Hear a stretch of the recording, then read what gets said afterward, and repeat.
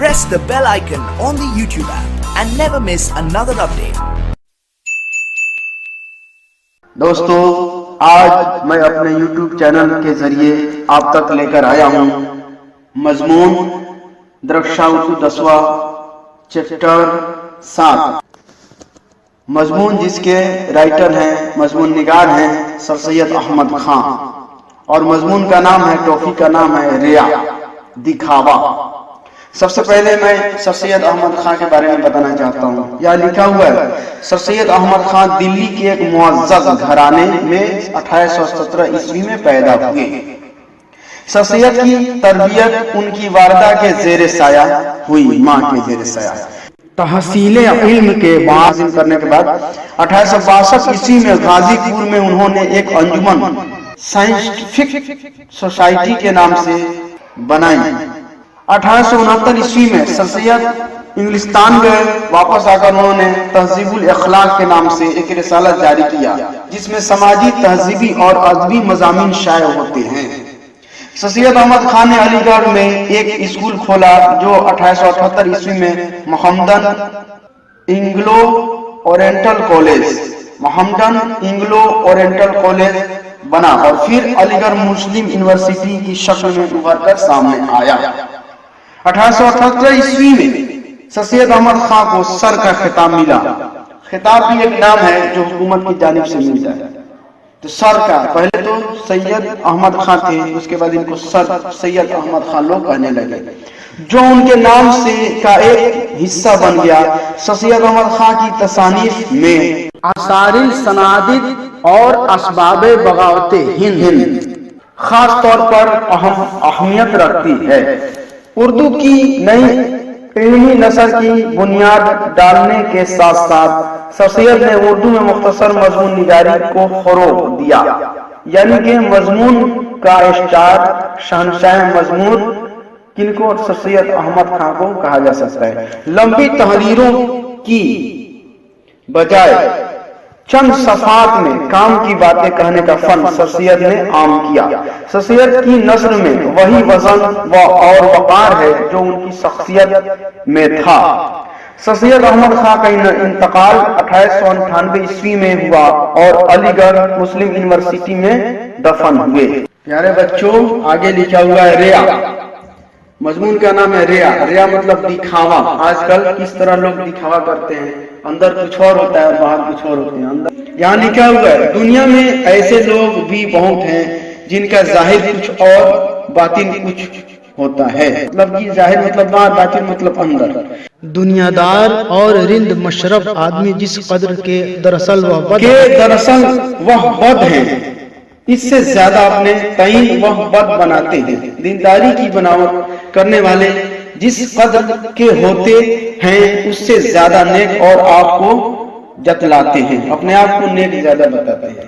وہ تو دیندار کی ذرا ذرا سی باتوں سے بھی بھاگتے ہیں اور دن رات عشق و تماش بینی اور لچ پنے کی باتوں کی، جن کو دراصل انہوں نے کی بھی نہیں، گپے اڑاتے ہیں، اور یہ حضرت بے شمار گناہوں اور بدیوں کو ایک ظاہری دینداری کے پردہ میں چھپاتے ہیں اور ٹٹی کی اوجھل میں شکار کھیلتے ہیں۔ میں سمجھتا ہوں کہ یہ دونوں قسم کے آدمی چندہ برے نہیں ہیں، مگر ایک اور تیسری قسم کے لوگ ہیں جو ان دونوں قسموں سے علیحدہ ہیں، الگ ہیں، اور انہی کا کچھ ذکر میں اس تحریر میں کرنا چاہتا ہوں۔ سر سید احمد خان لکھتے ہیں، ان کی بناوٹ ایک اور ہی عجیب قسم کی ہے۔ وہ اپنی بناوٹ سے دنیا کے لوگوں ہی کو فریب نہیں دیتے بلکہ اکثر خود آپ بھی دھوکہ میں پڑتے ہیں۔ وہ بناوٹ خود ان کے دل کے حال کو چھپاتی ہے۔ جس قدر کے در حقیقت وہ نیک ہیں اس سے زیادہ ان کو نیک جتاتی ہے۔ پھر تو وہ لوگ یا اپنی بدیوں پر خیال ہی نہیں کرتے یا ان بدیوں کو نیکیاں سمجھتے ہیں۔ مقدس داؤد نے دلچسپ لفظوں میں اس برائی سے پناہ مانگی ہے اور اس طرح پر خدا کی مناجات کی ہے۔ مناجات جو ہے دعائیہ کلام۔ کون اپنی غلطیوں کو سمجھ سکتا ہے؟ تو ہی مجھ کو میرے پوشیدہ عیبوں سے پاک کر. خدا سے لکھتے ہیں کرتے ہیں. جو لوگ اعلانیہ بدی کرتے ہیں اگر ان کو بدیوں سے اور گناہوں سے بچانے کے لیے نصیحت کی ضرورت ہے تو وہ لوگ جو در حقیقت موت کی راہ پر چلتے ہیں اور اپنے تعین نیکی اور زندگی کے راستے پر سمجھتے ہیں کس قدر رحم کے لائق ہیں اور کتنی نصیحت کے محتاج ہیں. پس میں چند قاعدے بیان کرنا چاہتا ہوں. سر سید احمد خان لکھتے ہیں جس سے وہ بدیاں جو دل کے کونوں میں چھپی ہوئی ہیں اور جن کے چھپے رہنے سے انسان اور دل کا سچا حال آپ نہیں جان سکتا معلوم ہو سکے. عام قاعدہ تو اس کے لیے ہے یہ ہے کہ ہم خود اپنے آپ کو ان مذہبی اصولوں کو جو ہماری ہدایت کے لیے مقدس کتاب اللہ میں لکھے ہیں چنانچہ اور اپنی زندگی کو اس پاک شخص کی زندگی سے مقابلہ کریں جس نے یہ فرمایا کہ اِنَّا بَشَرٌ مِثْلُكُمْ یحییٰ الا انما الہکم الہ واحد. رسول نے فرمایا کہ بلا شک میں تمہاری طرح انسان ہوں پس میرے پاس وحی آتی ہے اور تمہارے پاس نہیں آتی اور بے شک تمہارا معبود ایک ہے خدا ہے. اور جو اس درجہ کمال تک پہنچا جہاں تک انسان کا پہنچنا ممکن ہے اور جس کی زندگی ہماری زندگی کے لیے نمونہ ہے اور جو اپنی پیروی کرنے والوں کے لیے بلکہ تمام دنیا کے لیے بڑا ہادی اور بہت بڑا دانا استاد ہے.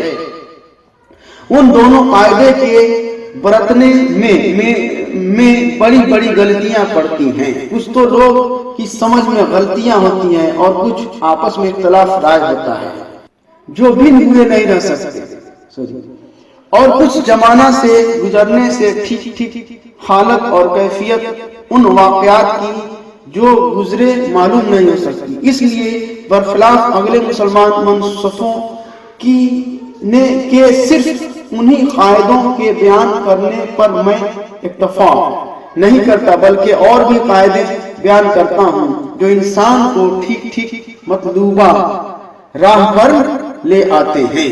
اپنے پوشیدہ چھپے ہوئے عیبوں کے معلوم کرنے کا ایک عمدہ قاعدہ یہ ہے کہ ہم اس بات پر غور کریں کہ ہمارے دشمن ہم کو کیا کہتے ہیں. ہمارے دوست اکثر ہمارے دل کے موافق ہماری تعریف کرتے ہیں یا تو ہمارے عیب ان کو عیب ہی نہیں معلوم ہوتے اور یا ہماری خاطر کو ایسا عزیز رکھتے ہیں کہ اس کو رنجیدہ نہ کرنے کے خیال سے ان کو چھپاتے ہیں. یعنی کہ دوست جو ہے ہمارے عیب کو چھپاتے ہیں اور دشمن ہمارے عیب کو بتاتے ہیں. اس لیے ہم کو دشمن سے ہی سیکھ لینی چاہیے کہ وہ ہمارے عیب کو بتاتے ہیں اور عیب کو سدھارنا چاہیے انسان کو.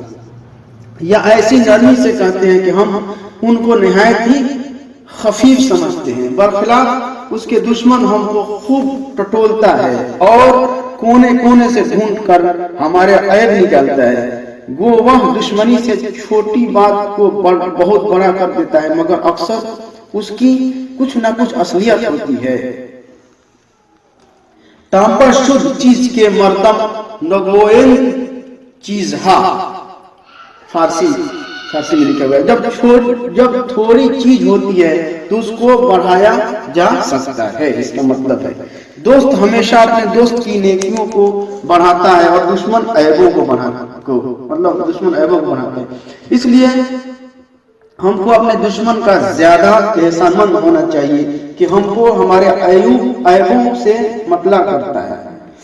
اگر ہم نے اس کے طعنوں کے سبب ان عیبوں کو چھوڑ دیا تو دشمن سے ہم کو وہی نتیجہ ملا جو ایک شفیق استاد سے ملتا ہے. دشمن جو عیب صحیح یا غلط ہم میں لگاتا ہے ہمارے فائدے سے خالی نہیں. اگر وہ ہم میں ہوتا ہے تو ہم اپنے عیب سے مطلع ہوتے ہیں اور اگر نہیں ہوتا تو خدا کا شکر کرتے ہیں کہ وہ عیب ہم میں نہیں. سچ ہے کہ دشمن از دوست ناصر ترست این جج وہ کوئی نہ ہوئے و این جج بدی मानिए इसका दुश्मन दोस्त से ज्यादा नासे है, इसलिए कि वह दोस्त सिवाय नेकी के और कुछ नहीं कहता और दुश्मन सिवाय बुराई के और कुछ नहीं कहता। मतलब कि दुश्मन बुराई को बनाकर कहता है और दोस्त अच्छाई को बनाकर।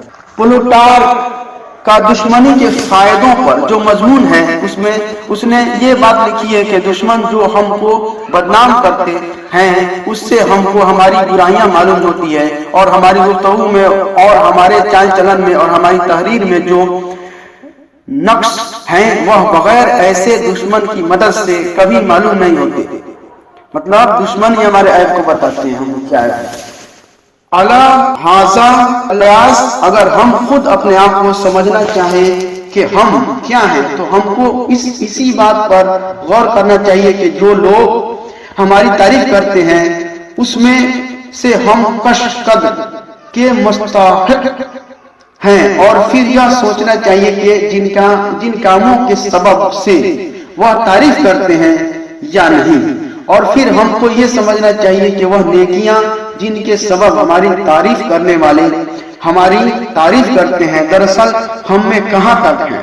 उन बातों पर इंसान को बखूबी गौर करना चाहिए, करना नहायत जरूरी है, क्योंकि हमारा यह हाल है कि कभी तो हम लोगों की रायों को जो हमारी निस्बत हैं पसंद करके अपने तईन बहुत बड़ा समझने लगते हैं और कभी उनको नापसंद करते हैं, और जो कुछ हमारा दिल कहता है उसके मुकाबला में उन तमाम रायों को नहीं मानते। आगे है, हमको ऐसी नेकी पर भी जिसको हमने अपने ख्याल में नेक समझा है मगर दर हकीकत उसकी नेकी मुश्तबा है, ज्यादा असरार नहीं करना चाहिए, बल्कि लोगों की रायों को भी निहायत कदरों मंजिलत करनी चाहिए जो हमसे इख्तलाफ रखते हैं और जो अक्लमंद और नेक दिल हैं, और जिस तरह हम नेक दिली से बात कहते हैं उसी तरह वह भी नेक दिली से हमसे मुखालफत करते हैं। मगर ये भी देखना चाहिए कि उन इख्तलाफ करने वालों ने सिर्फ आजादी राय और उस दिली नेकी से जिस्म के सरचश्मा की सूरत कद ने हर इंसान के दिल में खोली है इख्तलाफ किया है, या किसी बैरूनी मतलब बाहरी दबाव या पाबंदी रस्म रिवाज और तअस्सुब और तकलीद और ने उनके दिल को फेरा है, क्योंकि अगर यह पिछली बात इख्तलाफ राय का सबब हो तो वह निहायत बेकदर हो जाती है। आगे जहां हमको धोखा खाने का एहतमाल है वहां हमको निहायत होशियारी और बहुत खबरदारी से काम करना चाहिए। हद से ज्यादा सरगर्मी और तअस्सुब और किसी खास फिरका को या किसी खास राय के लोगों को बुरा और हकीर समझना, यह ऐसी बातें हैं जिससे हजारों आफतें पैदा होती हैं। वह फी नफ्सा निहायत ही बुरी हैं, गो के वह हमसे कमजोर दिल आदमियों को अच्छी मालूम होती है, मगर उन पर भी ख्याल रखना चाहिए कि ऐसे लोग भी दुनिया में हैं जो दीनदारी और नेकी के लिए निहायत मशहूर हैं, मगर निहायत लघु और निरे शैतानी उसूलों को नेकी समझकर अपने दिलों में उसकी जड़ गाड़ दी है। मैं इस बात को इकरार करता हूँ कि मैंने आज तक कोई ऐसा अक्लमंद और इंसाफ पसंद शख्स नहीं देखा जिसमें पूरी की पूरी ये सब बातें हों फिर भी गुनाह से पाक हो। इसी तरह हमको उन कामों से भी डरना चाहिए जो इंसान के कमजोर दिल की कुदरती बनावट से या किसी खास शौक से या किसी खास तालीम के असर से या किसी और सबब से होती हैं जिसमें हमारा दीनी फायदा है। ऐसी हालत में इंसान को समझ निहायत आसानी से हक बात की तरफ से फिर जाती है और उनका दिल गलती की तरफ माइल होता है, और यही बातें हैं जिनके सबब से तअस्सुब और हजारों गलतियां और पोशीदा मतलब छुपी हुई बुराइयां और लामालूम ऐब इंसान के दिल में घुस जाते हैं, जिस काम के करने में अक्ल के सिवा और जज्बों की भी तरगीब हो इसके करने में अक्लमंद आदमी को हमेशा करना और हमेशा उस पर शोभा करना चाहिए कि जरूर इसमें कोई ना कोई बुराई छुपी हुई होगी। उन वसूलों पर अपने ख्यालों को जांचना और अपने दिल को टटोलना और दिल के तारीख अंधेरा जज्बों को ढूंढना हमारे लिए इससे बढ़कर कोई चीज मुफीद नहीं है, फायदे की नहीं है। अगर हम अपने दिल में इसी मजबूत नेकी बिठानी चाहे जो कयामत के दिन हमारे काम आवे, जिस दिन के हमारे भेदों को जानने वाला हमारे दिल को जांचेगा, जिसकी अक्ल और इंसाफ की कुछ इंतहा नहीं, तो इन उसूलों पर चलने से बेहतर हमारे लिए कोई राह नहीं। हमारे बानी इस्लाम ने जब हमको यह सिखाया कि खुदा हर जगह हाजिर और नाजिर है, हमारे दिल में छुपे भेदों को जानता है, तो इसने खूबी और खूबसूरती से उस रियाकारी दिखावा की बुराई हमको बतला दी, जिससे इंसान दुनिया को धोखा देता है और खुद अपने आप को ही फरेब में डालता है, धोखे में डालता है। दाऊद अलैहिस्सलाम ने भी अपनी मुनाजात मतलब जो है खुदा से, मुनाजात में जो है खुदा से जो है आदमी जो है दुआया कलाम को मुनाजात करते हैं, मैं इस रियाकारी के खौफ को जिससे इंसान खुद अपने आप को धोखा देता है नहायत दिलचस्प लफ्जों में अदा किया है, जहां उसने कहा है कि ऐ खुदा मुझको जांच, मेरे दिल को की तह को ढूंढ, मेरे ख्याल को देख, मुझको बखूबी परख कि मुझ में किस बुराई ने राह की है और मुझको ऐसी राह पर ले चल जो हमेशा को कायम रहे। लेकिन कुछ एक नंबर के क्वेश्चन में बता देना मुनासिब समझता हूँ। एक नंबर वाला क्वेश्चन याद कीजिएगा, सर सैयद अहमद खान की पैदाइश कब हुई? 1817 ईस्वी में हुई। सर सैयद का कौन सा मजमून आपके निसाब में शामिल है? रिया। सर सैयद की वालिदा का नाम अजीजुन निसा बेगम। सर सैयद की वफात कब हुई? 1898 में। सर सैयद ने अलीगढ़ में कौन सा इदारा कायम किया? मुस्लिम यूनिवर्सिटी। अब है मुख्तसर सवालात जवाब। तो पहला सवाल है, सर सैयद की पैदाइश कब हुई? सर सैयद की पैदाइश 1817 ईस्वी में। दूसरा सवाल है, सर सैयद की वालिदा का नाम अजीजुन निसा बेगम। तीसरा सवाल, सर सैयद का कौन सा मजमून आपके सामने रिया है? तो इसका जो वफात 1898 में। चलिए अब जो है यहाँ पे लॉन्ग क्वेश्चन है, सर सैयद की जिंदगी के बारे में 5 जुमले लिखना है, किताब में हम पढ़ाए थे। दूसरा क्वेश्चन है लॉन्ग, दर्जैन अल्फाज को जुमलों में इस तरह इस्तेमाल कीजिए कि जिन्स जाहिर हो जाए। तो मोती है वही, तो मोती चमकता है, ये मुजक्कर है मोती। वक्त जो है मुजक्कर है, मेरा वक्त अच्छा चल रहा है। कलम, यह मेरा कलम है, उर्दू में कलम मुजक्कर है, हिंदी में मुअन्नस है, इसलिए यह मेरा कलम है। किताब मुअन्नस है, किताब नई है, चाहे अच्छी है चाहे पुरानी है, इस तरह लिख सकते हैं। नाम, तुम्हारा नाम क्या है? नाम मुजक्कर है, मेरा नाम, तुम्हारा नाम क्या है, वगैरह आप लिख सकते हैं। दोस्तों इसी तरह मेरे चैनल से जुड़े रहिए। अगर कोई परेशानी हो तो मैं आपको उस परेशानी को हल करूंगा। और मैं बार बार कहता हूँ कि एक चैप्टर को 5 बार 6 बार पढ़िए, ताकि वो कहानी आपको जब याद हो जाएगी तो आपको सवाल जवाब बनाने में आसान हो जाएगा। और एक पन्ना रोज किताब देखकर लिखिए तो आपको फायदा मिलेगा। और अभी तक आपने मेरे चैनल को सब्सक्राइब नहीं किया है तो सब्सक्राइब कर लीजिए, बेल आइकन दबा दीजिए और इस वीडियो को दोस्तों में भी शेयर कीजिए। खुद पढ़िए और दूसरों तक पहुँचाइए। खुदा हाफिज।